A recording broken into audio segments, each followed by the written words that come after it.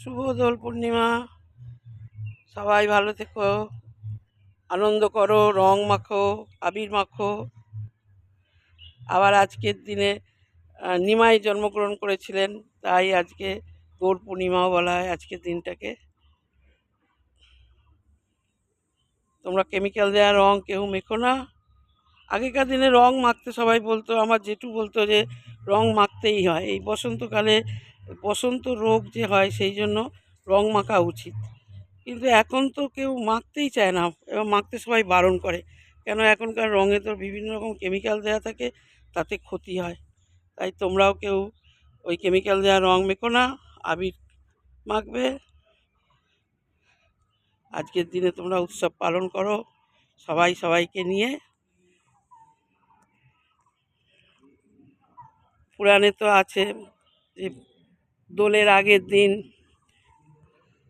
হোলিকা দহন হতো, বিভিন্ন রকম হয়েছিল, পৌরাণিক যুগে হয়েছিল, আর সেইটাই চলে আসছে। বিভিন্ন রকম নোংরা জিনিস, আবর্জনা, কাঠ পাতা সমস্ত পুড়িয়ে অশুভকে দূর করে পরের দিন রং মেখে শুভকে আনয়ন করতো এবং আনন্দ করতো।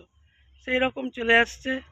আজকের দিনে বৃন্দাবন রঙিন হয়ে আছে, সত্য তেতা দাপর কলি 3-4 যুগ ধরে এই জিনিসই চলে আসছে বৃন্দাবনে।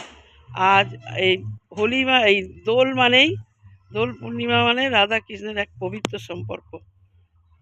আজকের দিনে রং মেখে তারা আনন্দ উৎসব করেছিল। একবার শ্রীকৃষ্ণ মা যশোদাকে জিজ্ঞাসা করলেন যে, মা, আমার গায়ের রং শ্যামবর্ণ, রাধার গায়ের রং কেন গৌরবর্ণ? তখন মা বলেছিলেন যে যদি নানা রকম রঙে রঙিন করা যায়, রাধাকে রাধার এর গৌরবর্ণ থাকবে না। সেই দিন শ্রীকৃষ্ণ নানা রঙে রঙিন করেছিল রাধাকে, এবং রাধার সমস্ত সখীরা রাধাকে রঙিন করে দিয়েছিল। সেই থেকে সবাই মিলে রং মেখে নিজেরা রঙিন হয়েছিল। সেই দিন থেকেই শুরু হয়েছিল এই দোল উৎসব। আজও পর্যন্ত বৃন্দাবনে এই দোল উৎসব হয়ে আসছে। আজকের দিনটা হচ্ছে সবাই মিলে আনন্দ করা, সবাইকে আপন করে নিয়ে রং মেখে আনন্দ উৎসব করো। তাই তোমরাও সবাই রঙিন হও রং মেখে, কিন্তু কেমিক্যাল দেওয়া রং কেউ মেখো না, নিজেদেরকে নিজেরা রক্ষা করো। সবাই ভালো থেকো। আজকের দিনটা সবার যেন শুভ হয়, আজকে সবাই ভালোভাবে কাটাও, তোমরা আনন্দ উৎসব করো। কালকে আবার সবাইকে ভালো দেখতে চাই, আমিও যেন ভালো থাকি, ভালোভাবে আবার তোমাদের কাছে আসবো। তোমরা খুব ভালো থেকো।